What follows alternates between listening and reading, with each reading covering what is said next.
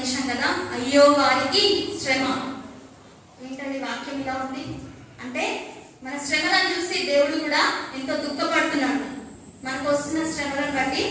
ఎందుకంటే శ్రమలు వచ్చినప్పుడు మనం ఎంత దుఃఖపడతామో దేవుడు కూడా అంతే దుఃఖపడతాడు. అయ్యో నా బిడ్డలు శ్రమ పడుతున్నారు, వారు దుఃఖంలో మునిగి ఉన్నారు అనేసి దేవుడు కూడా బాధపడతాడు. అందుకే అయ్యో నా బిడ్డలకు శ్రమ వచ్చింది అనేసి అయ్యో వారికి శ్రమ అంటున్నాడు. అయితే ఈ వచనాల్లో కొంతమంది వ్యక్తుల గురించి ఉంటుంది, కానీ నేను చెప్పాలనుకుంటుంది ఏంటంటే, ఈరోజు అసలు మన జీవితంలో శ్రమలు ఎందుకు వస్తున్నాయి, ఆ శ్రమలకు కారణాలేంటి, ఆ శ్రమల యొక్క పర్యవసనాలేంటి, ఆ శ్రమల నుంచి విడిపించబడడం ఎలా, మనము ఏ విధంగా ఆ శ్రమల నుంచి తప్పించబడవచ్చు దేవుడి సహాయం ద్వారా అనే మాటలు నేను చెప్దామని అనుకుంటున్నాను.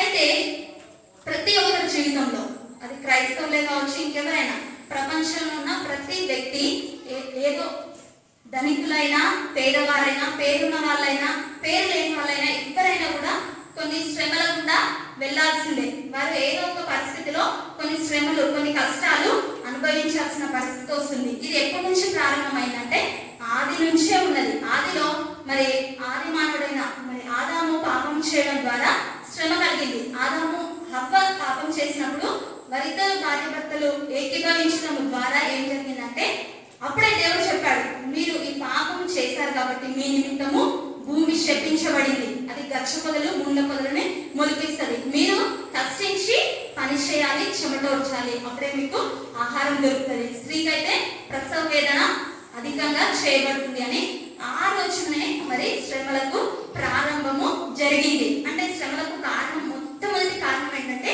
పాపము అని చెప్పుకోవచ్చు. పాపం యొక్క పర్యవసానమే శ్రమలకు కారణం. హల్లెలూయా.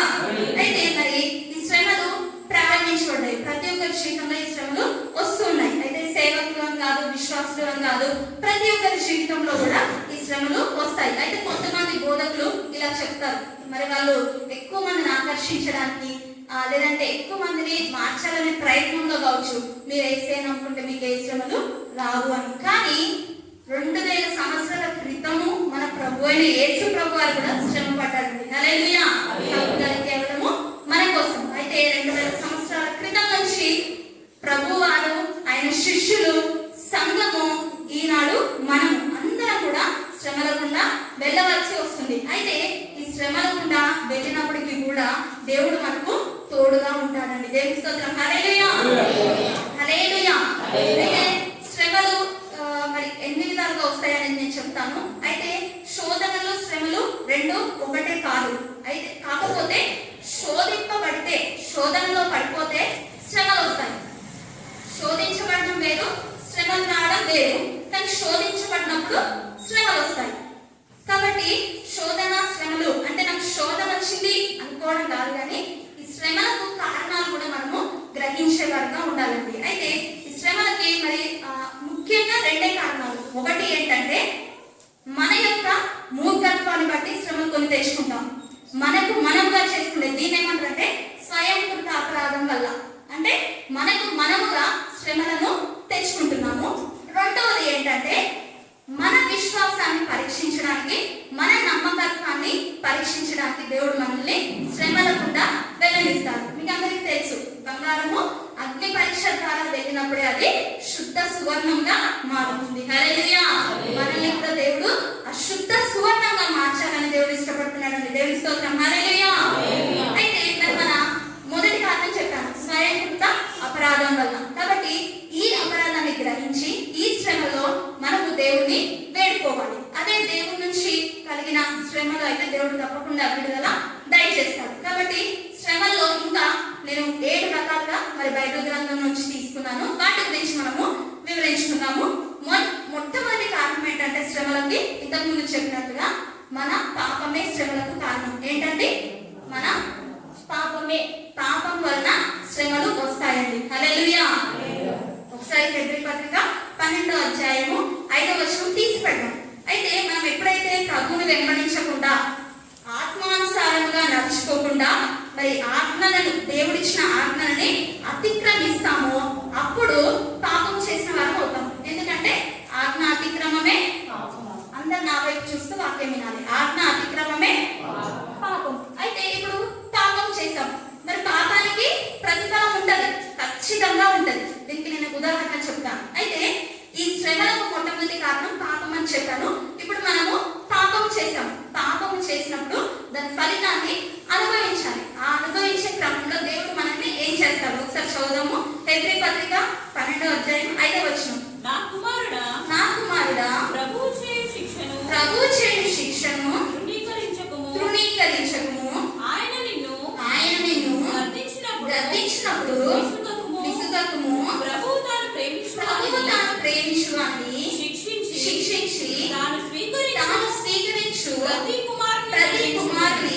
దండించును. హల్లెలూయా. మనము ఆయన అధికారానికి లోబడక మన ఇష్టానుసారంగా నడుచుకోవడం వలన అప్పుడు దేవుడు ఏం చేస్తాడంటే మనల్ని సరి చేయాలి, మనల్ని ఒక క్రమములో పెట్టాలి అనే ఉద్దేశంతోనే తప్ప మన మీద పగలేదు దేవుడికి. కానీ మనల్ని ఏ విధముగానైనా సరి చేయాలి అనే ఉద్దేశంతో దేవుడు ఏం చేస్తాడంటే ఆయన ఇప్పుడు మనము మన పిల్లల్ని వాళ్ళ దారి తగ్గుతూ ఉంటే ఏం చేస్తాము, కొట్టి అయినా సరి చేసుకుంటాము. అదే విధంగా ఇక్కడ దేవుడు ఏమంటున్నాడు, ఆయన నిన్ను గద్దించినప్పుడు విసుకోవద్దు నా కుమారుడా, ఆయన చేయి శిక్షను నీవు తృణీకరించుము, ఆయన తాను ప్రేమించు వారిని శిక్షించి తన కుమారులను దండించును. అంటే మన బిడ్డలు కూడా ఇప్పుడు ఒక చిన్న పాప ఉంది అనుకోండి, ఆమె వెళ్ళి ఒక మురికి గుంటలో పడింది. అప్పుడు వాళ్ళ తల్లి ఏం చేస్తుంది, ఆ పాపపై విపరీతమైన కోపం వచ్చేస్తుంది. అంటే ఆ పాప అంటే ఇష్టం లేక కాదు, కానీ ఆ పాప చేసిన పని ఆమెకు నచ్చక ఏం చేస్తుంది, గట్టిగా అరిచిద్ది. అరిచి రమ్మని చెప్తుంది. ఒకవేళ రాకపోతే అక్కడికి వెళ్ళి ఆ పాప ఉన్న స్థలానికి వెళ్ళి 2 దెబ్బలేసి లాక్కొచ్చి ఆమెని శుభ్రం చేస్తుంది. ఏం చేస్తుంది, శుభ్రం చేస్తుంది. అదే విధంగా మనం కూడా ఆ పాపము, ఆ మలినము, ఆ మురికిని అందించుకున్నప్పుడు దేవుడు మనల్ని వాక్యం ద్వారా గద్దించైనా లేదంటే ఒక గాయం చేసైనా, మాకెందుకు మేము మంచిగానే దేవుడి సన్నిధికి వస్తున్నాం, మేము దేవుడికి నమ్మకంగానే ఉంటున్నాం, దేవుడు మమ్మల్ని ఎందుకు కష్టాలు పాలు చేస్తున్నాడు అంటారు. కానీ అది మనం గమనించాలి. మన యొక్క పాపం వలన మనము శ్రమలకు గురి అయ్యే అవకాశం ఉంది. అలాంటి సమయంలో దేవుడు మనల్ని తిరిగి తీసుకురావడానికి ఏం చేస్తాడంటే ఒక గాయం చేసి అయినా నిన్ను దండించి మరలా దేవుడు సరి చేసి నిన్ను తిరిగి పరిశుద్ధంగా నిలబెట్టాలని దేవుడి ఉద్దేశం. హల్లెలూయా. ఎగ్జాంపుల్ ఏంటంటే ఒక డాక్టర్ ఉన్నాడండి, మనకు జ్వరం వచ్చింది, చాలా విపరీతంగా జ్వరం వచ్చేసింది. అప్పుడు మనము డాక్టర్ దగ్గరికి వెళ్తాం. డాక్టర్ దగ్గరికి వెళ్ళినప్పుడు చిన్న జ్వరానికి పారాసిటమాల్ డోలోనో వేసుకోమంటారు. కానీ విపరీతమైన జ్వరం వచ్చినప్పుడు ఏం చేస్తాడంటే 1 కాదు 2 ఇంజక్షన్లు అయినా పొడిచేస్తాడు. అంటే డాక్టర్ ఇంజక్షన్ ద్వారా గాయం చేసి ఏం చేస్తున్నాడు, స్వస్థపరుస్తున్నాడు. హల్లెలూయా. మన దేవుడు కూడా మనల్ని గాయం చేసైనా సరి చేస్తాడు. అప్పుడు దేవుడికి మనల్ని మనము అప్పచెప్పుకోవాలి. చాలా మంది పిల్లలు మీరు చూస్తూ ఉంటారు, ఇంజక్షన్ అంటే భయపడి హాస్పిటల్ మొత్తం పరిగెత్తారు. అలా దొరకబడలేక ఈ తల్లిదండ్రులు విసిగిపోతూ ఉంటారు. కాబట్టి మనము మరి మొదటి కారణం ఏంటంటే, శ్రమలకు మొదటి కారణము మన పాపమే. మన పాపం వలన మనము శిక్షించబడవలసిన పరిస్థితి వస్తుంది. దేవుడు గాయపరిచినప్పుడు దేవుడిపై సన్నిధిని దొరుకుని మందిరానికి రాకుండా సేవకులతో మాట్లాడకుండా ఉండడం కాకుండా ఏం చేయాలంటే దేవుడు నన్ను శిక్షించున్నాడు, దేవుడు నన్ను సరి చేయించున్నాడు, ఒక క్రమంలో పెట్టాలని అనుకుంటున్నాడు. కాబట్టి దేవుడికి నన్ను నేను అప్పగించుకుంటాను అనుకోవాలని దేవుని స్తోత్రం. హల్లెలూయా. హల్లెలూయా. అదే విధంగా రెండో కారణం చూద్దాం. రెండో కారణం ఏంటంటే మూర్ఖత్వపు ఆలోచనలు. మూర్ఖపు ఆలోచనల వల్ల తప్పుడు నిర్ణయాలు లేదంటే అనాలోచితంగా అడుగులు వేసినప్పుడు శ్రమలు కొని తెచ్చుకున్న వారు అవుతాం. రెండోది ఏంటంటే మనము అనాలోచితంగా తప్పుడు నిర్ణయాలు తీసుకొని మనముగా ఆలోచించి ఆ దారిలో వెళ్ళడం వల్ల మనకి ఏం జరుగుతుందంటే శ్రమలు వస్తాయి. మొదటి దానికి నేను కారణం చెప్పలేదు కదండి. దావీదు జీవితంలో పాపము ద్వారా శ్రమలు వచ్చాయి, చాలా శ్రమలు వచ్చాయండి. దావీదు బెత్షెబతో పాపం చేశాడు. ఎంతో పరిశుద్ధంగా జీవించి ఆ ఒక్క విషయంలో తన పరిశుద్ధతను పోగొట్టుకున్నాడు. అప్పుడు దావీదు బెత్షెబతో చేసిన పాపాన్ని బట్టి దేవుడు కొన్ని దినములు దావీదుతో మాట్లాడకపోగా దావీదుకి మొదట పుట్టిన కుమారుడు చనిపోయాడు. దావీదు యొక్క కుమారుడు దావీదుకు విరోధంగా రాజ్యం చేయటకు లేచాడు. అదే విధంగా దేవుడు ఇంకా చెప్పాడు కదా, నీ రాజ్యము నీ శత్రువుల చేతికి అప్పగించబడుతుంది. సుమారుగా 5 శిక్షలు దేవుడు వేశాడండి. అంటే అంత గొప్ప దావీదే శిక్ష పొందవలసిన పరిస్థితి వచ్చింది. కాబట్టి మనము పాపము చేసేటప్పుడు జాగ్రత్తగా ఉండాలి. పాపం చేస్తే శ్రమలు వస్తాయి అనే ఒక భయము, భక్తి కలిగి మనము జీవించేవారుగా ఉండాలండి. దావీదునే దేవుడు విడిచిపెట్టలేదు. మరి మనం ఎందుకు వారం? ఆయన రోజుకి 7 సార్లు ప్రార్థన చేశాడు, స్తుతించాడు. మనము ఆదివారం ఒక రోజే, కొంతమంది అయితే ఆదివారం ఒక రోజే దేవుణ్ణి స్తుతించి ఆరాధించే వాళ్ళు, ప్రార్థించే వాళ్ళు కూడా ఉన్నారు. కాబట్టి మనం ఆ విషయంలో చాలా జాగ్రత్తగా ఉండాలి. రెండోది ఏం చెప్పానండి, మొదటిది శ్రమ కారణం మన పాపం అయితే, రెండోది మూర్ఖత్వపు నిర్ణయాలు, తప్పుడు నిర్ణయాలు, అనాలోచితంగా అడుగులు వేయడం ద్వారా మన జీవితంలో మనము శ్రమలు కొని తెచ్చుకున్న వారం అవుతాం. ప్రొవర్బ్స్ సామెతలు 27వ అధ్యాయము 12వ వచనం చదువుదాం. సామెతలు 27వ అధ్యాయము 12వ వచనం. బుద్ధిమంతుడు అపాయమును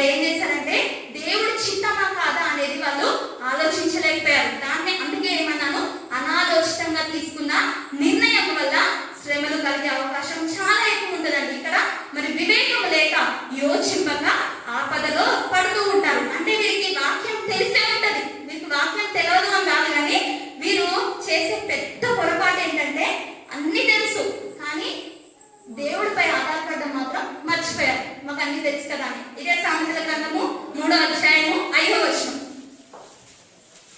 దేవుడి వాక్యానికి వారిని వారు అప్పగించుకోకుండా నీ స్వబుద్ధిని ఆధారము చేసుకొనగా నీ పూర్ణ హృదయంతోను యెహోవా యందు నమ్మిక ఉంచుము. నీ ప్రవర్తన అంతటి యందు ఆయన అధికారమునకు ఒప్పుకొనుము. దేవుని స్తోత్రం, హల్లెలూయా. ఇక మనం చూస్తున్నాం కదా, పుట్టు క్రైస్తవులైనప్పటికీ సండే స్కూల్లో, యూత్ పరిచర్యలో, స్త్రీల సమాజంలో, పురుషుల సమాజంలో వాడబడుతున్నప్పటికీ వాళ్ళు ఒక చిన్న తప్పుడు నిర్ణయం, ఒక అనాలోచితంగా తీసుకున్న ఒక నిర్ణయం వలన వారికి ఆ ఆలోచన తీసుకునేటప్పుడు మరి దేవుడు వారు గుర్తుకు రాలేము. అప్పుడు ఏం చేశారు, స్వబుద్ధి మీద ఆధారపడ్డారు. ఎక్కడ ఆధారపడ్డారండి? స్వబుద్ధి మీద ఆధారపడి ఏం చేశారంటే దేవుణ్ణి పక్కన పెట్టేసి, ఆయన అధికారంలో పక్కన పెట్టేసి వారి ఇష్టమైన త్రోవలో వెళ్ళారు. కానీ దేవుడి త్రోవలో వెళ్తే ఏ విధంగా ఉంటది? ఇక్కడ 6వ వచనం చివరిలో ఉంది, అప్పుడు ఆయన నీ త్రోవలను సరళము చేయును. దేవుడు నీకు త్రోవ చూపించిన త్రోవలో వెళ్తే ఆ త్రోవలో ఏ ముళ్ళు, గచ్చ పొదలు ఏవి ఉండవు. కానీ నీకు నువ్వుగా మార్గం ఏర్పరచుకున్నప్పుడు ఆ మార్గంలో నీకు శ్రమలు, నీకు శోధనలు, ఆటంకములు ఎన్నో కలుగుతూ ఉంటాయి. కాబట్టి ఆ అనాలోచిత నిర్ణయాలను మనం ఎప్పుడూ తీసుకోకుండా ఉండాలి. ఆ ఆలోచన తీసుకునే ముందు, అందుకే మీకు తొందరపాటు నిర్ణయాలు తీసుకోవద్దు అని చాలాసార్లు మీరు వాక్యం విన్నారు. కాబట్టి అనాలోచితంగా అడుగులు వేసే వరకు ఉండదు. బైబిల్ గ్రంథంలో ఉన్నారు, నయోమి ఉంది. నయోమి ఏం చేసింది? ఒక అనాలోచితమైన నిర్ణయం, ఒక తప్పుడు నిర్ణయం తీసుకొని కుటుంబం మొత్తాన్ని నాశనం చేసింది. ఓన్లీ ఆ కుటుంబంలో స్త్రీలే మిగిలారు, ఇంకా పురుషులు ఎవ్వరు లేరు. సొంత భర్తను కోల్పోయింది, పెద్ద కుమారుడు, చిన్న కుమారుడు, ముగ్గురిని కోల్పోయిందండి. ఎందుకు? ఒక తప్పుడు నిర్ణయం. దేవుడిపై ఆధారపడవచ్చు కదా. వాళ్ళు ఉన్న ఊరు పేరేంటి? యూదా బెత్లెహేం. యూదా బెత్లెహేం అంటే రొట్టెల సమూహం. అంత సమూహము, ఆ రొట్టెల సమృద్ధి ఉన్న సమూహంలోంచి అన్యుల దేశానికి వెళ్లాల్సిన పని ఏముంది? ఏదో కలువ వచ్చింది అంటే చిన్న కష్టం వస్తే ఎక్కడికొకరికి జంప్ అయిపోవడం. అంటే ఈ నయోమి చేసిన తప్పు ఏంటంటే స్వబుద్ధిపై ఆధారపడిపోయింది. నాకు అన్ని తెలిసి, నాకు ఆ దేశం తెలిసి, నేను ఆ దేశంకి వెళ్ళిపోతాను, నేను అక్కడ బాగా బతికేస్తాను అనేసి ఏం చేసింది నయోమి? భర్త కుమారులకు చెప్పిందో మరి వాళ్ళందరినీ కూడా ఆమె ఒప్పించి తీసుకెళ్ళిపోయింది. తీసుకెళ్ళాక ఏం జరిగింది? అన్యుల దేశంలో మరణాలు సంభవించాయి. ఆమె తీసుకున్న ఒక్క నిర్ణయం వల్ల కుటుంబం అంతా నాశనం అయిపోయింది. కాబట్టి మనం తీసుకుంటున్న నిర్ణయం వెనుక మన కుటుంబము, మన సమాజం, మన సంఘము ఆధారపడి ఉంది అని మనము గమనించుకోవాలి, గ్రహించుకోవాలి. అప్పుడు దేవుడిపై ఆధారపడాలండి. ఏ నిర్ణయంకైనా ఏం చేయాలి? దేవుడిపై ఆధారపడి మనము ఆ నిర్ణయాన్ని తీసుకోవాలి. నాకు అన్ని తెలుసు, నాకు లోకంలో అన్ని విద్యలు తెలుసు, నా జీవితాన్ని నేను స్వతహాగా నడిపించుకోగలను, నాకు ఎలా సహాయం అక్కరలేదు అనుకునే వాళ్ళు కూడా ఉన్నారు. కానీ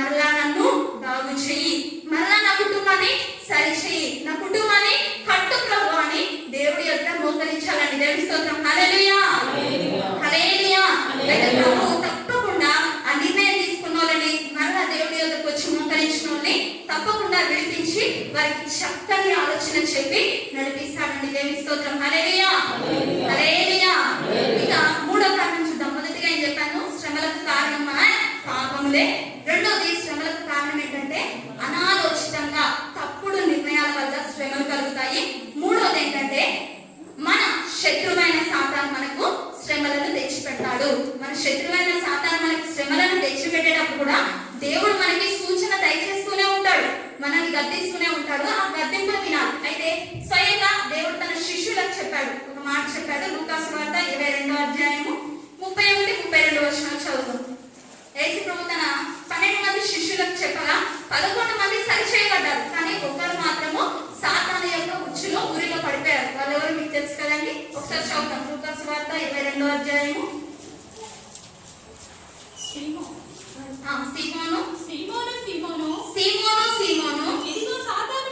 ఇదిగో సాతాను మిమ్మల్ని పట్టి గోధుమల వలె జల్లించుటకు మిమ్మును కోరుకొనిను గాని నీ నమ్మిక తప్పిపోకుండునట్లు నేను నీ కొరకు వేడుకుంటిని. చాలండి, దేవుని స్తోత్రం. హల్లెలూయా.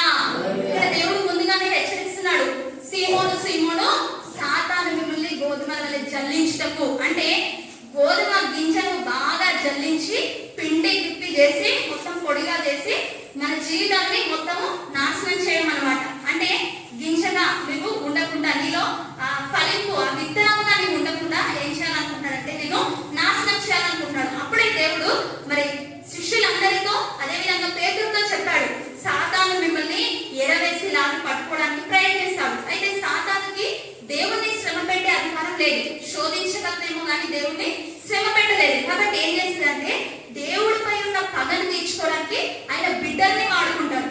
ఆయన బిడ్డల్ని శోధనలో, శ్రమల్లో, ఉరిలోకి లాగుతాడు. ఆ విధంగానే మరి శిష్యులను కూడా ఎవరినంటే ఇస్కరియోతు యూదాను ఆ సాతాను వాడుకున్నాడు. స్వయంగా దేవుడిపై ఉన్న పగను తీర్చుకోవడానికి ఇస్కరియోతు యూదాను వాడుకున్నాడు. అంటే దేవుడి పిల్లల్ని అవమానపరచటకు, వారిని దేవుడిలో నుంచి, ఆత్మీయ జీవితంలో నుంచి వెనక్కి లాగాలని వాళ్ళకి ఏదో ఒక ఎరవేసి, ఇస్కరియోతు యూదాకి ఏం ఎరవేశారంటే వెండి నాణములు. ఎన్ని వెండి నాణములు?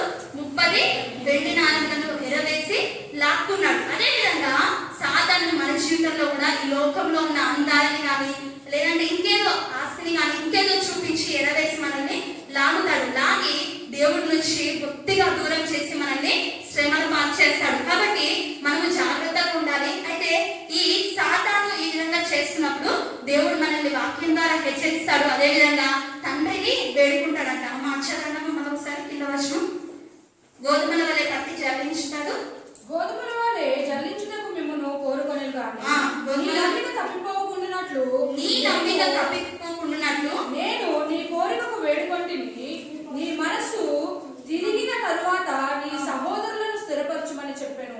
నీ మనస్సు తిరిగిన తర్వాత అంటే సాతాను యొక్క ఉచ్చులో నువ్వు పడినా కూడా నీ మనస్సు మరలా తిరగాలి. ఆయన వైపు తిరిగితే ఆయన మరలా నిన్ను చేర్చుకోవడానికి సిద్ధంగా ఉన్నాడండి. దేవుని స్తోత్రం. హల్లెలూయా. ప్రభువే స్వయంగా మన కొరకు తండ్రిని వేడుకుంటూ ఉన్నాడంట. సాతాను పెట్టే శ్రమలు మనం లొంగకుండా దేవుడి నామాన్ని గణపరిచే వారిగా ఉండాలండి. మన నమ్మిక తప్పిపోకుండా, విశ్వాసఘాతకం కాకుండా మనం ఏం చేయాలంటే దేవుడికి దగ్గరగా జీవించాలి. అప్పుడు పాపాన్ని, సాతానుని, లోకాన్ని జయించగలుగుతామండి. దేవుని స్తోత్రం. హల్లెలూయా. సాతాను మనల్ని ఎంత శోధించి ఎంత శ్రమ పాలు చేస్తున్నా కూడా మన కొరకు దేవుడు విజ్ఞాపన చేస్తున్నాడు. కాబట్టి దేవుడి విజ్ఞాపనతో పాటు మనల్ని మనము దేవుడికి అప్పగించుకొని ఆ శోధనలో, ఆ సమస్యల్లో, ఆ శ్రమలోకి పడిపోకుండా జాగ్రత్తగా చూసుకోవాలండి. హల్లెలూయా.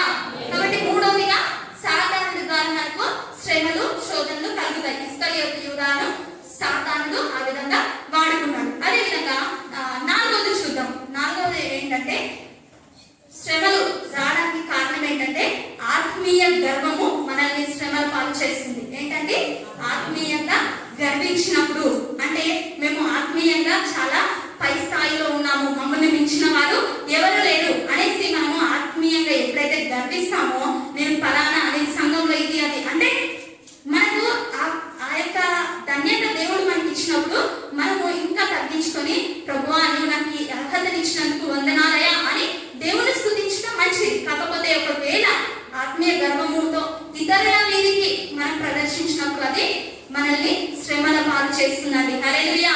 కాబట్టి ఆత్మీయ గర్వము మనలో ఉన్నప్పుడు దేవుడే ఏం చేస్తాడంటే శ్రమల ద్వారా నిన్ను సరి చేస్తాడు. శ్రమల ద్వారా ఏం చేస్తాడు అంటే ఒక రకంగా శ్రమల ద్వారా నిన్ను అణుచుతాడు. అంటే నువ్వు ఉప్పొంగకుండా ఏం చేస్తాడంటే దేవుడు శ్రమల ద్వారా నిన్ను అణిచివేసే ప్రయత్నంలో, అంటే నువ్వు ఏ మాత్రము హెచ్చిపోకుండా ఉండాలి, నువ్వు తగ్గింపుతో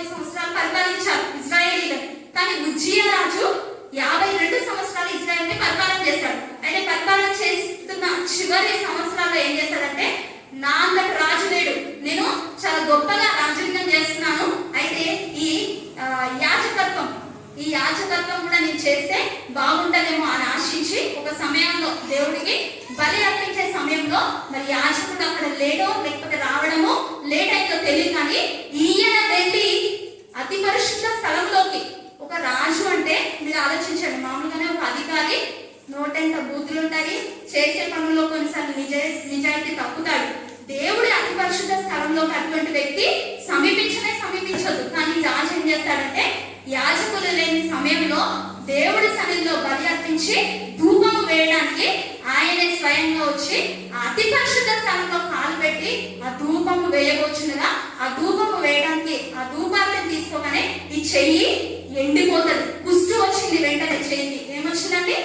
కుష్టు వచ్చింది. అంటే మనము ఏం చేయదంటే ఆత్మీయంగా, అంటే నేను పలుకుబడి పరంగా అన్నిటి పరంగా నేను ఒక మంచి స్థాయిలో ఉన్నాను కదా అని అన్నిటిలో కలగజేసుకునే వారిగా కూడా ఉండకూడదండి. హల్లెలూయా. అప్పుడు అనవసరంగా శ్రమలు కొని తెచ్చుకున్న వారం అవుతాము. ఆత్మీయంగా మరి గర్వించే వారిగా మనము ఏ మాత్రము ఉండకూడదండి. అయితే దీనికి ఉదాహరణ ఏమంటే మరి ఈ భక్తుడు గర్వించలేదు, కానీ దేవుడే ఆత్మీయంగా నీకు ఏ రోజున గర్వించదు బిడ్డ అని దేవుడు చెప్తున్నాడు, పౌలు గారికి చెప్తున్నాడు. యేసు ప్రభు తర్వాత ఘనమైన పరిచర్య చేసిన వ్యక్తి పౌలు. యేసు ప్రభు తర్వాత ఎక్కువ సార్లు పేరున్నది ఎవరికంటే పౌలుదే. ఎక్కువ పత్రికలు రాసింది కూడా పౌలు గారే. అయితే పౌలు గారి గురించి ఒక మాట ఉన్నది. 2వ కొరింథీ పత్రిక 12వ అధ్యాయము 1-7 ఒకసారి చదువుదాం. అతిశయపడుట నాకు తగదు కానీ అతిశయపడవలసి వచ్చినది. ఇక్కడ ఏమంటున్నాడండి? అతిశయపడట నాకు తగదు అంటున్నాడు.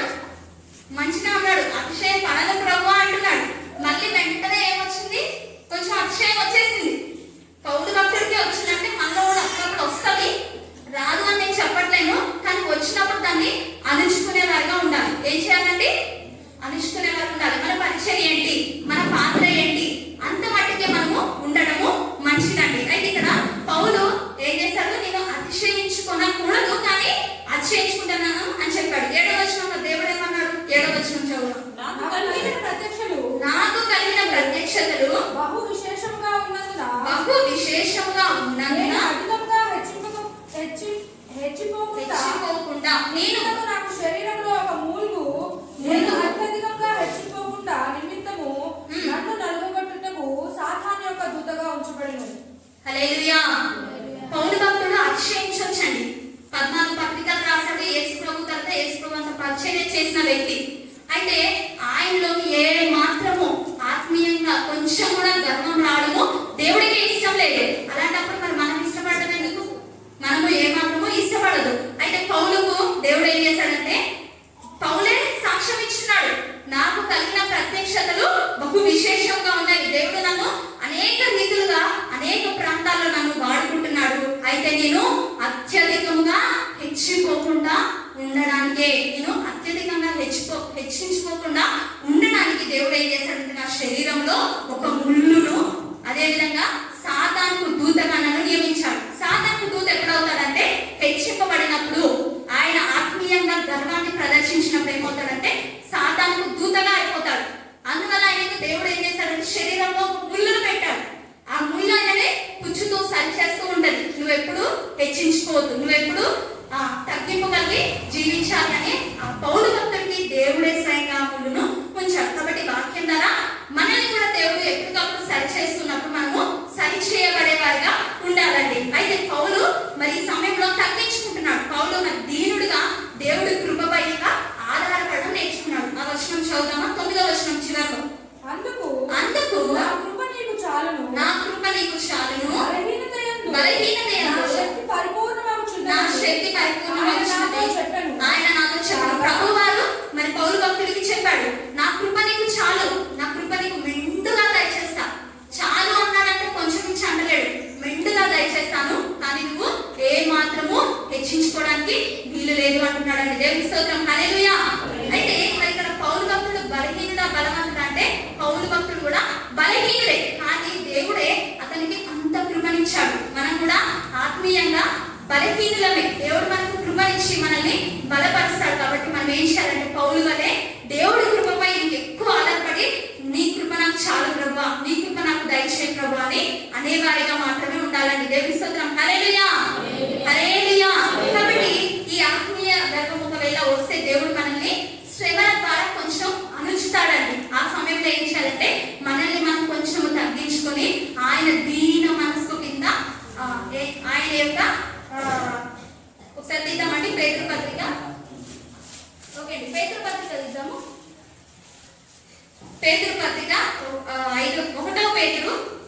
మొదటి పేతురు పత్రిక 5వ అధ్యాయము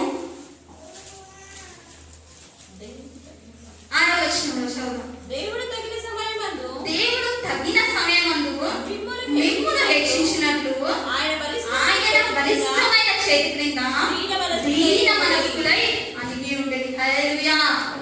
ఆ రోజున దేవుడు పౌలుని ఏం చేశాడు? హెచ్చించుకోకుండా ఒక ముళ్ళునే పెట్టాడండి. అది ఎప్పుడు కూర్చుతో ఎంత బాధించిందో పౌలు భక్తుల్ని. అంటే అది పెట్టి కూడా దేవుడు ఏం చేశాడంటే మరలా ఆ పౌలు భక్తుల్ని మన బైబిల్ గ్రంథంలో ఎంతో హెచ్చించాడు. అంటే మనం ఎప్పుడైతే తగ్గించుకొని మనము ఎప్పుడైతే దేవుడి యొక్క బలిష్టమైన చేతి క్రింద దీన మనస్కులుగా ఉంటామో అప్పుడు తగిన సమయం వచ్చినప్పుడు, తగిన కాలం వచ్చినప్పుడు దేవుడే మనల్ని అత్యధికంగా హెచ్చిస్తాడండి. దేవుని స్తోత్రం. హల్లెలూయా. హల్లెలూయా. ఇప్పటివరకు 4 కారణాలు చెప్పాను. మనకు శ్రమలు ఎందుకు వస్తున్నాయండి? మొదటిగా పాపం వలనే శ్రమలు వచ్చే అవకాశం ఉంటుంది. రెండోదిగా ఏం చెప్పారంటే మనం తీసుకుంటున్న తప్పుడు నిర్ణయాలు, అనాలోచితమైన ఆలోచనల వల్ల మనకు శ్రమలు రావచ్చు. మూడోదిగా సాతాను మనల్ని శ్రమల పాలు చేస్తూ ఉంది. నాలుగోదిగా ఏంటంటే ఆత్మీయంగా గర్వించినప్పుడు కూడా మనము శ్రమలోకి వెళ్ళే ఆస్కారం ఉంది. అయితే దేవుడు ఏమంటున్నాడంటే నువ్వు శ్రమ పడినప్పుడు నా కృప నీకు తోడుగా ఉంటుంది. నీ శ్రమల గురించి నేను తండ్రి యొక్క మొరపెట్టుకొచ్చినాను. ఇందాక పేతురుతో అన్నాడు కదండి, నేను మిమ్మల్ని స్థిరపరచుటకు మీ మనసు తిరుగుట కొరకు తండ్రిని వేడుకుంటూ ఉన్నాను. మీ శ్రమలు తగ్గిపోయి మీరు సంతోషంగా ఉండాలని నేను నా తండ్రి యొక్క విజ్ఞాపన ప్రార్థన చేస్తూ ఉన్నానని దేవుడు చెప్తున్నాడండి. ఎంత మంచి దేవుడు. దేవుని స్తోత్రం. హల్లెలూయా. హల్లెలూయా. కాబట్టి మనము శ్రమల గుండా ప్రయాణిస్తూ ఉన్నట్లయితే ఈ 4 కారణాల్లో ఏదో ఒక కారణము అయి ఉండొచ్చు అని మనం ఆలోచించి ఆ శ్రమల నుంచి విడిపించమని దేవుడి సన్నిధిలో మోకరించి ప్రార్థించేవారుగా ఉండాలి. ఐదవదిగా చూసినట్లయితే శ్రమలు కొన్ని సామాజిక పరిస్థితుల వలన, అనుకోని కారణాల వలన, అంటే మనం దేవుడిని ప్రశ్నించలేము, అడగలేము. అది సామాజిక పరిస్థితుల వలన మనకు కొన్ని శ్రమలు కలుగుతాయి. ఏంటంటే కొన్ని యాక్సిడెంట్స్ కానీ, కొన్ని వ్యాధుల చేత మరణాలు సంభవించడము, అవి అందరికీ సాధారణంగా కలుగుతాయి. చాలా మంది దైవ సేవకులకు కూడా కలిగాయి. అయితే దాని విషయంలో ఒక గొప్ప దైవజనుడు మరణించినప్పుడు ఆ దైవజనుడి యొక్క భార్య చెప్పిందంట ఒక మాట. ఆ మాటను మనం చూద్దాము. కీర్తనల గ్రంథము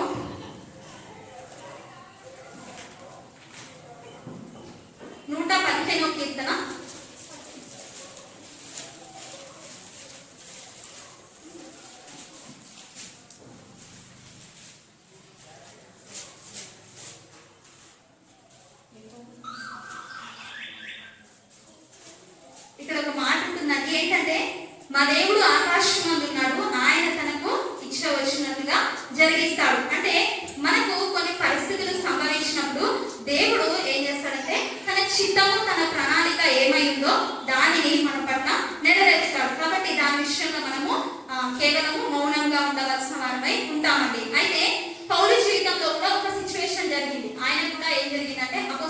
27వ అధ్యాయంలో మొదటి వచనంలో ఆయన ఒక ప్రయాణం చేస్తున్నాడు. ఒక ఓడ ప్రయాణం చేస్తున్నప్పుడు ఆ ఓడలోకి ఒక తుఫాను వచ్చింది. ఇప్పుడు తుఫాను ఏమంటారు, ప్రమాదవశాత్తు వస్తుంది.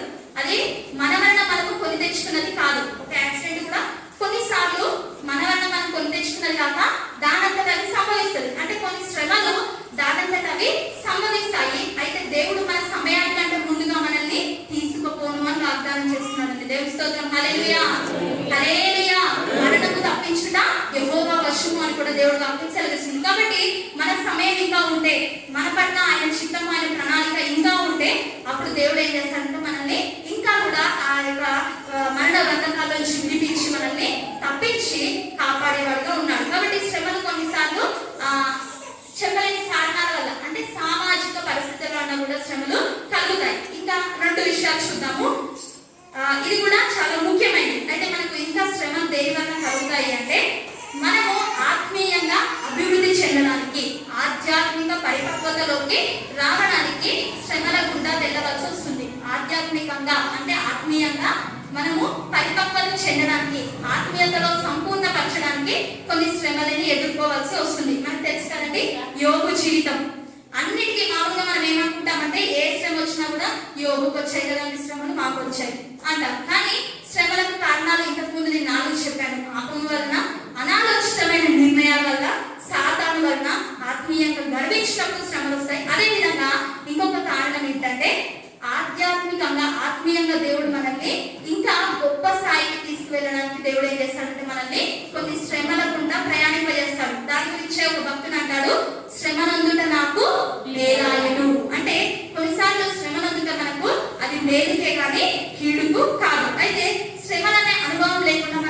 ఆత్మీయంగా ఎదగలేము, మనము పరిపక్వత చెందలేము. లోకంలో కూడా సామెత ఉంటుంది ఏంటి, కష్టపడితేనే పైకి వస్తారు చెప్తారు కదా పిల్లలు, విద్యార్థులు కానీ ఏదైనా ఉద్యోగం సంపాదించుకోవాలంటే వాళ్ళు చాలా కష్టపడితేనే వాళ్ళు పై స్థాయికి చేరుతారు. కాబట్టి తల్లిదండ్రులు తమ బిడ్డలని ప్రయోజకులుగా చేయాలంటే వాళ్ళని కష్టపెడతారు. చదువుల్లోని ట్యూషన్స్ అని అది ఇందాక కూడా ట్యూషన్ చెప్తానని చెప్పింది. అంటే మీ పిల్లల్ని ఏంటంటే ప్రయోజకులు చేసే క్రమంలో వాళ్ళని కొంత కష్టపెట్టాల్సిన అవసరం కూడా ఉంటుంది. ఆ హోంవర్క్ అది చేయకపోతే కొట్టడము, పనిష్మెంట్ ఇవ్వడం కూడా జరుగుతుంది. అంటే మనము పై స్థాయికి వెళ్ళాలంటే, ఆత్మీయంగా మనము అభివృద్ధి చెందాలి అంటే కొన్ని శ్రమల గుండా మనము వెళ్ళవలసిన పరిస్థితి వస్తుంది. అయితే ఆ శ్రమలను మనము ఏ విధంగా తీసుకోవాలి అనేసి మనం చూసినట్లయితే యాకోబు పత్రిక 1వ అధ్యాయము 2-4 వచనాలు చదువుదాం.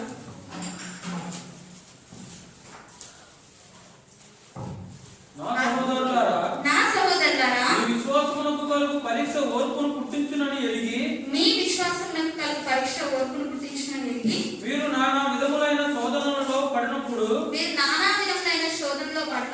అది మహానందమని ఎంచుకొనుడి.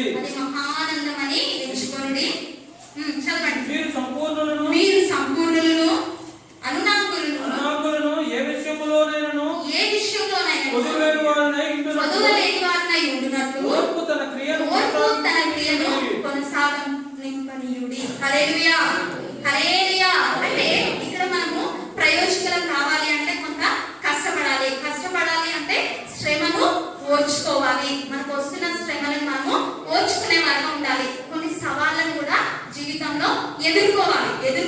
ఎదుర్కొన్నప్పుడే మనము దేవుడికి సాక్షులుగా నిలబడగలుగుతాము. అయితే ఇక్కడ ఏ విధంగా ఓర్చుకోవాలంట శ్రమలని? మీ విశ్వాసములకు కలుగు పరీక్ష ఓర్పును పుట్టించినని ఎరిగి, మీరు నానా విధములైన శోధనలో పడినప్పుడు, అంటే శోధనల ద్వారా శ్రమలు వస్తున్నాయి. ఆ శోధనలో పడినప్పుడు మనం ఏం చేయాలంటే అది ఆనందంగా ఎంచుకొని మనము సంపూర్ణ అగుటకు ఆ శ్రమల గుండా ప్రయాణం చేయాలి. అది కూడా ఓర్పుతో ప్రయాణం చేయాలండి. హల్లెలూయా. అంటే మనకి ఏం కావాలంటే ఇక్కడ ఓర్పు కావాలి అని దేవుడు వాక్యం సెలవిస్తుంది. నేను ఇబ్బంది పెట్టే వాళ్ళ ఎదుట నువ్వు ఓర్పును సహనాన్ని ప్రదర్శించమని ఒక విధంగా దేవుడి వాక్యం కూడా సెలవిస్తుంది. అయితే శోధనలో పడకుండా దేవుడు తప్పిస్తా అన్నాడు, కానీ శ్రమల గుండా అయితే వెళ్ళనిస్తా అన్నాడు. శ్రమల గుండా వెళ్ళినప్పుడు యోగు జీవితం ఏ విధంగా శుద్ధ సువర్ణంగా మారిందో ఆ విధంగా మన జీవితాన్ని కూడా దేవుడు ఆ యొక్క ఆత్మీయ జీవితంలో అభివృద్ధి చెందడానికి యోగు వంటి శ్రమలు మనకు కూడా కలుగజేస్తాడు. అయితే యోగు సహనాన్ని ఆలోచిద్దాం. యోగు ఎంత సహనం ప్రదర్శించాడు. తన భార్య ఏమన్నది, అన్ని కోల్పోయినప్పుడు ఇంకా దేవుని విడిచిపెట్టవా, దేవుని దూషించి మరణము కమ్ము అని పలికినప్పుడు ఆయన ఏమన్నాడంటే, మూర్ఖురాలు అనలేక మూర్ఖురాలు మాట్లాడినట్టు మాట్లాడబోకు అన్నాడు. అదే విధంగా మరి తన భార్యను కొట్టడమో తిట్టడమో ఇంకేదో చేయలేదు. ఆ తర్వాత యోగును ఆయన స్నేహితులు కూడా చాలా మాటల చేత గాయపరిచారు. ఆ మాటల చేత గాయపరిచినప్పుడు ఆ శ్రమలలో ఇది కూడా ఒక భాగము అని తనను తిడుతున్న వారిని కూడా ఆయన బదులుగా తిట్టకుండా అవన్నీ ఓర్చుకున్నాడు. ఓర్చుకోవడమే కాకుండా వారి కోసము, వారి మార్పు కోసం, వారి రక్షణ కోసము ప్రార్థన చేశాడు. యోగు తన యొక్క స్నేహితుల కొరకు ప్రార్థన చేయడం వల్ల దేవుడు ఏం చేశాడంట, రెండంతలుగా ఆశీర్వదించాడు. హల్లెలూయా, హల్లెలూయా. అదే విధంగా ఇంకా యోగుకు నాకు వచనం గుర్తుకులేదు, కానీ యోగుకు పొక్కులు దద్దుర్లు అయిపోయి పురుగులు పట్టాయంట. తన శరీరానికి పురుగులు వచ్చేసినప్పుడు అప్పుడు ఆ పురుగులను ఎంతో సహనంతో, ఆయనకి శరీరం అంతా బాధ, వేదన, పొక్కులు దద్దుర్లు, బూడిదలో కూర్చొని బూడిద పోసుకుంటూ ఆ పురుగులతో మీరు నా అక్క చెల్లెండ్రు అన్నాడంట. దేవుని స్తోత్రం. హల్లెలూయా, హల్లెలూయా. ఎంత సహనం కదండి. ఒకసారి చప్పట్లు కొట్టి దేవుని నామమున మహిమపరచండి. యోగు తన భార్య విషయంలో, తన యొక్క స్నేహితుల విషయంలో, ఆఖరికి తనకు ప్రాణహాని కలుగజేస్తున్న ఆ యొక్క పురుగుల విషయంలో కూడా ఏమని అంటున్నా, అక్క చెల్లెండ్రు అనేసి అంటాడు. కానీ ఎక్కడ కూడా తను ఈ శ్రమలను బట్టి దేవుణ్ణి దూషించలేదు. ఇంకా ఏమన్నాడు, యెహోవా ఇచ్చెను, యెహోవా తీసుకుని పోయేది, యెహోవా నామమునకు స్తుతి కలుగును గాక అన్నాడు. హల్లెలూయా. సంతోషమందైనా శ్రమలయందైనను నా స్తుతి కీర్తనలకు ఆధారము నీవే. చెప్పండి ప్రతి ఒక్కరు. శ్రమలయందైనను నా స్తుతి కీర్తనలకు ఆధారము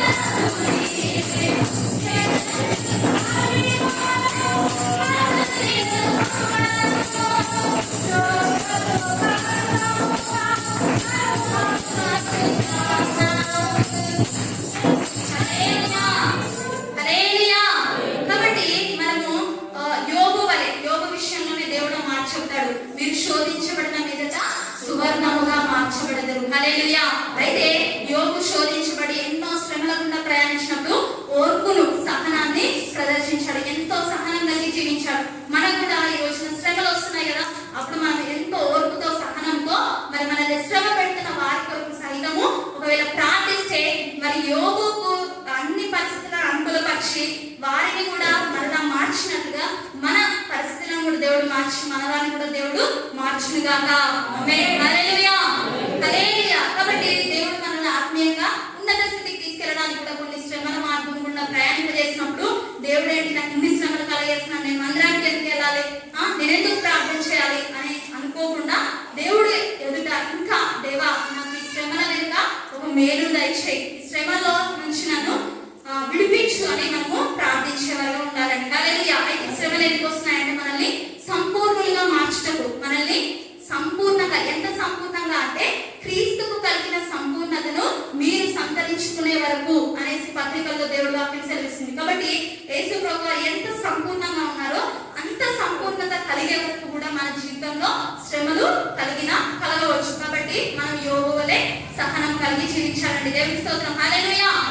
చివరిగా ఇంకొక విషయం ఏంటంటే శ్రమలు ఎందుకు వస్తున్నాయి, 7వ కారణం ఏంటంటే దేవుని మహిమ పరచుటకు, దేవుడిని మహిమ పెట్టుటకు మనకు శ్రమలు వస్తూ ఉన్నాయి. కాబట్టి ఈ రెండు రెఫరెన్స్ మనం చూద్దాము. యోహాను సువార్త 9వ అధ్యాయము 1 నుంచి 3 వచనాల్లో ఆ మాటలు ఉంటాయి.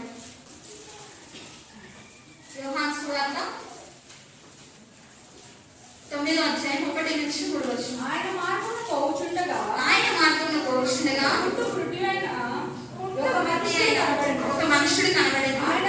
ఆయన శిష్యులు బోధకుడా, వీడు గుడ్డివాడే పుట్టుటకు ఎవడు పాపము చేసేయుడా, వీడు కన్నవారా అని ఆయన అడగగా యేసు మీరైనను వీరి కన్నవారైన పాపము చేయలేదు కానీ దేవుని క్రియలు వీరు ప్రత్యక్షపరచబడుటకే వీడు గుడ్డివాడుగా పుట్టాడు. హల్లెలూయా.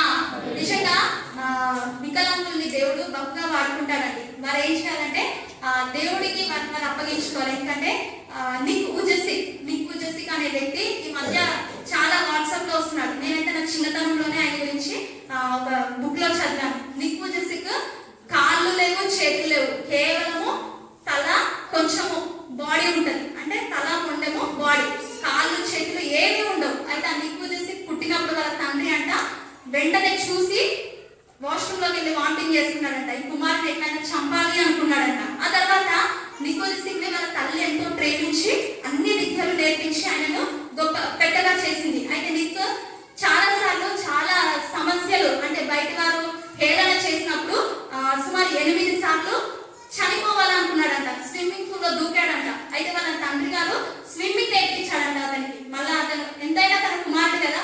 అయితే ఆ నికోదిసిక్ ఈ రోజున ప్రపంచ దేశాల్లో గొప్ప ప్రసంగికుడయ్యాడండి. హల్లెలూయా. కాళ్ళు చేతులు ఉన్న వారికి ప్రసంగం చేస్తున్నాడు. కాళ్ళు చేతులు లేని వ్యక్తి, ఒక వికలాంగుడు, అన్ని ఉన్న అనేకులకు కూడా ఒక గొప్ప ప్రసంగికుడిగా మారాడు. హల్లెలూయా. ఎందుకంటే ప్రభు వారే తనని ఆ విధంగా వాడుకున్నాడంట. అదే ఇక్కడ కూడా ఒక గుడ్డి వారి గురించి అడుగుతున్నారు. ఆయన శిష్యులు అడిగినప్పుడు దేవుడి మహిమ వీని నుండి ప్రత్యక్షపరచబడుటకే వీడు వికలాంగుడిగా పుట్టాడు అన్నారు. అదే విధంగా మనకు తెలుసు యోహాను సువార్త, ఇదే యోహాను సువార్త 11వ అధ్యాయం 4వ వచనం ఒకసారి చదివినట్లయితే ఇక్కడ లాజరు ఉంటాడు. లాజరు కూడా తప్పిపోయాడు. దేవుడు ఎప్పుడైనా వారి గృహానికి వచ్చినప్పుడు ఆయన ఏం చేసేవాడంటే వెంటనే పారిపోయేవాడు. ఈ రోజున కొంతమంది సేవకులు వస్తే కూడా అబ్బా అయ్యగారు మందిరానికి రావట్లేవు, అచ్చయితే ఇచ్చేయట్టు అని ఎక్కడ అడుగుతాడు అని సేవకులు రావడం చూసి పారిపోయే పిల్లలు కూడా ఉంటారు. అయితే ఈ లాజరు కూడా అదే కోవకు చెందిన వ్యక్తి. అందువల్ల దేవుడు ఏం చేశాడంటే అతనికి ఒక రోగం వచ్చింది. ఆ రోగం ద్వారా మరణించి సమాధిలోనే పెట్టబడడం జరిగింది. అప్పుడు దేవుడు కనికరిస్తాడు. 11వ అధ్యాయం 4వ వచనం. యేసు అది విని ఈ వ్యాధి మరణం కొరకు వచ్చినది కాదు కానీ దేవుని కుమారుడు దాని వలన మహిమపరచబడినట్టు. హల్లెలూయా. లాజరును దేవుడు తిరిగి లేపాడు. ఎందుకంటే దేవుడి మహిమ కొరకు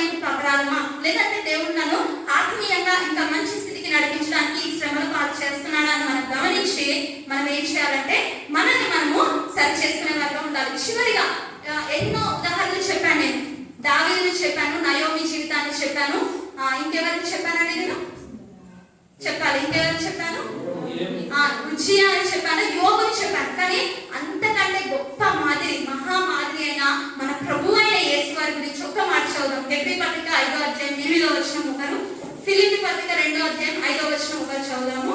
అయితే తీసినట్లయితే 2 నిమిషాల్లో ముగిస్తాను, చివరి మాట చెప్పి ముగిస్తాను. హెబ్రీ 5వ అధ్యాయం 8వ వచనం. ఆయన కుమారుడైయుండియు తాను పొందిన శ్రమల వలన విధేయతను నేర్చుకొనెను. హల్లెలూయా. 2 చేతులు పైకి చెప్తాం, హల్లెలూయా.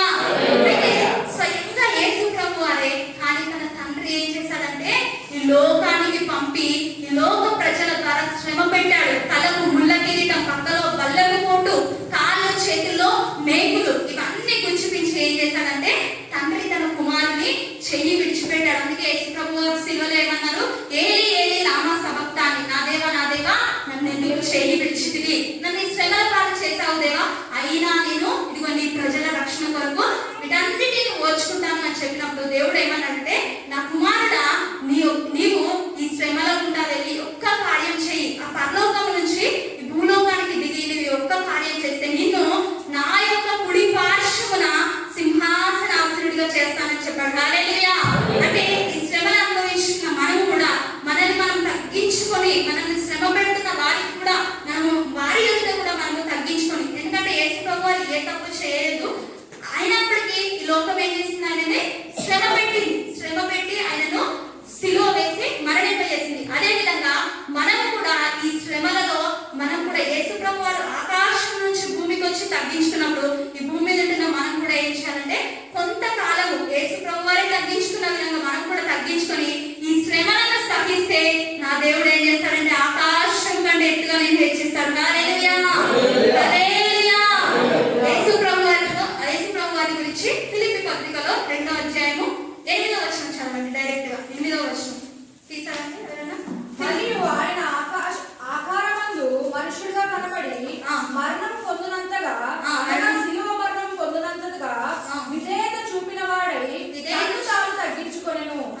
అందుచేతను పరలోకమందున్న వారిలో గాని, భూమి మీద ఉన్న వారిలో గాని, క్రింద ఉన్న వారిలో గాని ప్రతి వాని మోకాలు యేసు నామములో వంగునట్లును, ప్రతి వాని నాలుక దేవుని మహిమార్థమై తండ్రి అయిన దేవుని మహిమార్థమై యేసుక్రీస్తు ప్రభువును ఒప్పుకొనున్నట్లును దేవుడు ఆయనను అధికముగా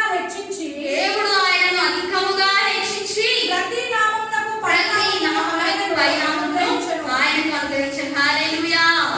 తండ్రి తన కుమారుని ఆకాశం నుంచి భూమికి పంపించి ఇక్కడ శ్రమల పాలైనప్పుడు మహాకాశంలో తన సింహాసనాన్ని స్థిరపరిచి నువ్వు తగ్గించుకొని శ్రమల పాలైతే కనుక ప్రతి నామము నిన్ను ఒప్పుకొని నువ్వు గొప్ప దేవుడు అని నిన్ను ఘనపరుస్తుంది అని చెప్పండి. హల్లెలూయా. అదే విధంగా మనము కూడా మన శ్రమల్లో మనల్ని మనం తగ్గించుకుంటే దేవుడు ఏమంటాడంటే ఆకాశం ఎత్తుగా నేను హెచ్చిస్తాను, నిన్ను శ్రమ పెట్టిన వారి ఎదుట వారి కళ్ళెదుటే నిన్ను గొప్ప చేస్తాను అంటున్నాడని దేవుని స్తోత్రం. హల్లెలూయా. కాబట్టి ఈ రోజు దేవుడు నీ పట్ల అదే ప్రణాళిక కలిగి ఉన్నాడు. తన కుమారుని ప్రేమించిన రీతిగానే దేవుడు ఏమన్నాడు, మిమ్మల్ని కూడా నా కుమారులుగా, నా దత్తపుత్రులుగా, పుత్రికలుగా నేను చేసుకుంటూ ఉన్నాను అని చెప్పాడు. కాబట్టి తన కుమారుడి పట్ల ఏ ప్రణాళిక అయితే కలిగి ఉన్నాడో, తన కుమారుని శ్రమల పాలు చేసి ఏ విధంగా దేవుడు హెచ్చించాడో, ఈ రోజు నీ కలుగుతున్న శ్రమల ద్వారా దేవుడు నిన్ను అంతగా హెచ్చించాలని ఆశపడుతున్నాడు. అయితే నీవు చేయాల్సింది ఏంటంటే ఈ దినాన దేవుడి యొక్క తగ్గించుకొని, నిన్ను శ్రమ పెట్టే వారి యొక్క కూడా తగ్గించుకొని, నీ శ్రమలకు కారణం ఏంటి నువ్వు గమనించి నువ్వు ప్రార్థించగలిగితే దేవుడు ఏం చేస్తాడంటే వారందరి కళ్ళ ఎదుట నిన్ను గొప్పగా చేస్తాడు. వాళ్ళ కళ్ళ ఎదుట దేవుడు తన సాక్షి బిడ్డగా నిన్ను నిలబెట్టుకుంటాడు. తన యొక్క మహిమ కలిగే నీకు శ్రమ వచ్చిందని చివరిగా నువ్వు గ్రహించగలుగుతావు. కాబట్టి మనందరం ఒకసారి పరిశీలించుకుందాం. మోకరించినట్లయితే ఒకసారి ప్రార్థన చేసుకుందాము. ఈ శ్రమ పెట్టే వారిని కూడా దేవుడు మార్చగలవాడు. కాబట్టి ఒకసారి మనము కళ్ళు మూసుకొని ప్రార్థన చేద్దాం. వారందరినీ యోగు ఏ విధంగా అయితే వారి నిమిత్తం ప్రార్థన చేశాడో ఆ విధంగా మనం ప్రార్థించాలి. మన శ్రమ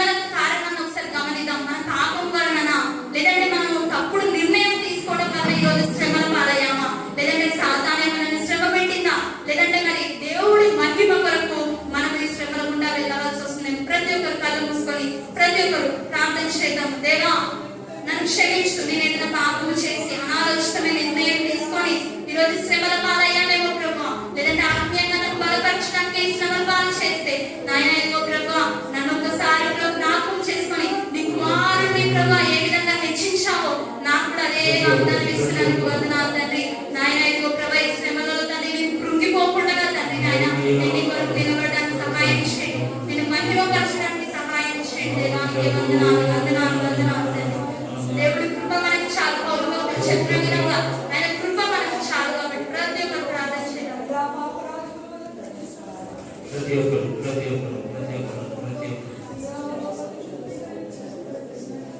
యేసయ్యా నీ కృప తలంచగానే నా శ్రమలు శ్రమలుగా అనిపించలే.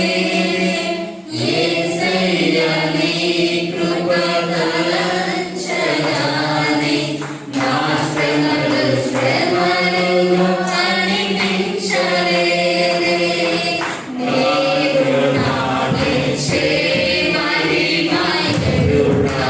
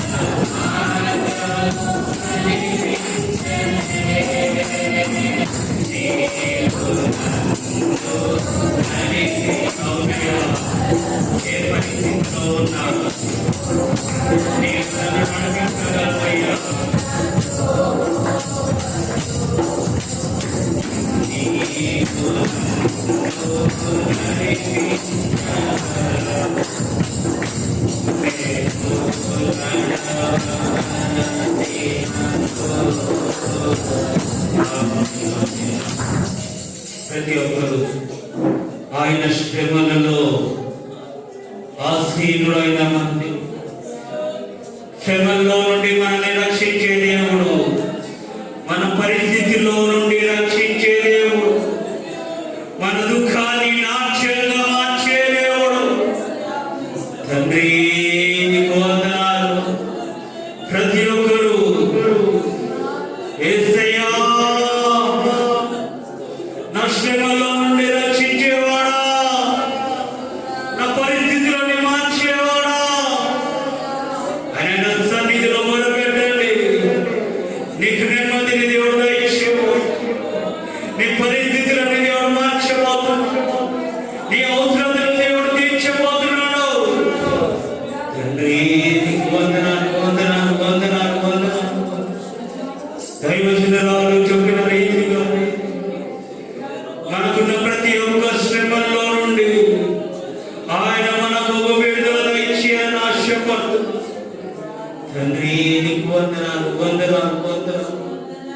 శ్రమలు అందరికీ మన పరిస్థితులను బట్టి ఏ విధంగా మనకు శ్రమలు కలుగుతాయో, శ్రమలు ఎందుకు వస్తాయో, ఆ శ్రమలు రావడానికి కారణం ఏంటో స్పష్టంగా దేవుడు మనతో మాట్లాడారు.